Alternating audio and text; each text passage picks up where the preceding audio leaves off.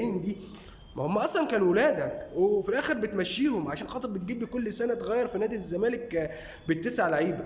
يا جماعه ازاي؟ صح برضو احنا برضو نتكلم في النقطه دي. يعني انا دلوقتي نادي الزمالك واخد السنه اللي فاتت دوري وكاس، صح؟ واخدين دوري وكاس احنا السنه اللي فاتت.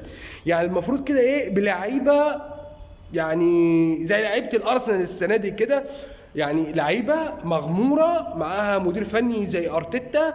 السنه اللي فاتت شوفوا كان ارسنال فين، السنه دي ارتيتا بيدعم ويحفز في اللعيبه. ليه؟ بناهم السنه اللي فاتت، فالسنه دي خدوا الطرح بتاع البنى اللي هو كان بنيه.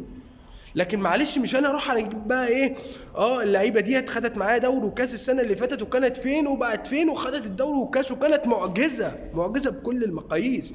اجي انا بقى زي الشاطر اجيب عليها 9 لعيبه ومحترفين وايه ولعيبه صفوه زي ما انا بقول في انديتها، واقل لعيب فيهم بياخد له 15 مليون جنيه. طب انا دلوقتي كلاعب مثلا واخد دوري وكاس وباخد مثلا في الشهر مرتبي في الشهر بيعمل له 50,000 ولا 100,000. انا بقى اولى كامير مرتضى منصور، انا اولى ان انا اجيب اللعيبه ديت كده ايه، اجدد لها عقده. تعالى انت بتاخد لك 100,000، يلا مليون، يلا 2 مليون، اخرج بالظبط 3 مليون اعلى لعيب تديهوله. تمام. فتره اروح جايب المدير الفني، تعالى فيريرا تعالى انت عايز ايه؟ انا عايز مدافع، عايز باك، عايز جناح، عايز بتاع اخرج. وقبل ما اجيب المدير الفني اقول له بص عشان ما نهدمش الفرقه بتاعتنا، لا انت مسموح لك 4 لعيبه تختارهم تجيبهم، مش هروح اجيب بالتسعه. ويا ريت لو 3 لعيبه كمان يبقى احسن. يعني انا بقول لك كامير مرتضى فيريرا انت اخرك معايا 3 4 لعيبه بالكتير، مش هزود عنها. محتاج ايه؟ راس حربة، عايز كام واحد؟ عايز 2، حاضر اجيب لك ال2 كده، انت فاضل لك 2. عايز ايه؟ عايز جناح وعايز باك، حاضر هجيب لك جناح وباك. عايز ايه تاني؟ عايز خط نص؟ لا والله خلص الصفقات خلصت. في التالي لما اللعيبه تعرف ان مرتضى منصور جاب 4 لعيبه علشان تساعد اللعيبه اللي موجوده اللي خدت دوري والكاس، والله العظيم اللعيبه هتنزل الملعب تاكل نفسيها، هتاكل النجيله. يعني اللعيبه هتاكل النجيله بمعنى الكلمه. ليه؟ اللعيبه هتبقى شايفه ان انا اتقدرت، انا واخد بطل الدوري والكاس، فانا اتقدرت دلوقتي، فبقى عقدي بدل ما كان 50,000 و60,000 لا انا بقيت باخد مليون و2 مليون و3 مليون. الزمالك بقدرني، انا ابن نادي الزمالك، فبالتالي هخش الموسم الجديد هفحت نفسي وهاكل نفسي. ومع ذلك في لعيبه على الدكه هتطلع من الناشئين هتطعم بها الفريق تاني في الناشئين ويلعبوا. فاهمني؟ واللي يمشي. يعني الناس تقول لك انا زعلانه ان امام عاشور مشي ومش مشي، ما اللي يمشي. زي اللي يقول لك بن شرقي وبن قلبي وساسي وطارق حامد، مع احترامي للعيبه دي كلها، كنتوا في الزمالك عملتوا ايه في نهائي ابطال افريقيا؟ ولا حاجه. هتقولوا لي مجلس الاضاءه، مجلس اسمه ايه، وزير الشباب والرياضه هو اللي حل مرتضى منصور قبل الاهلي قبل النهائي باسبوع عشان خاطر يديه للاهلي. مش قصتي.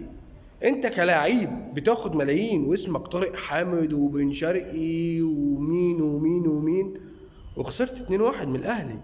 طب انت مش دلوقتي بتقول لي طارق حامد ولا يوم من يومك وبن شرقي انت ابن قلبي ومش عارف ايه مشي وخلاص هنبكي على اللبن المسكوب؟ يعني هنبكي عليه؟ لا يا باشا انت في احتراف. جيت بقرش هتجيب لي قرشين مع السلامه، هعمل غيرك. هعمل غيرك هيجيب لي بدل القرشين 3 و4، يلا مع السلامه هعمل غيرك.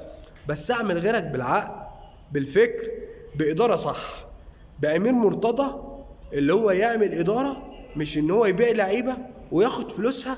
ودلوقتي مش عارف يمشي المدير الفني علشان خاطر مفيش في الزمالك فلوس. ايه؟ مفيش في الزمالك فلوس. لا سمعني كده، مفيش في الزمالك فلوس ازاي؟ امام عاشور ما فلوسه جبنا بيها لعيبه. الله يا جماعه ازاي؟ يا جماعه انتوا بتضحكوا على الناس.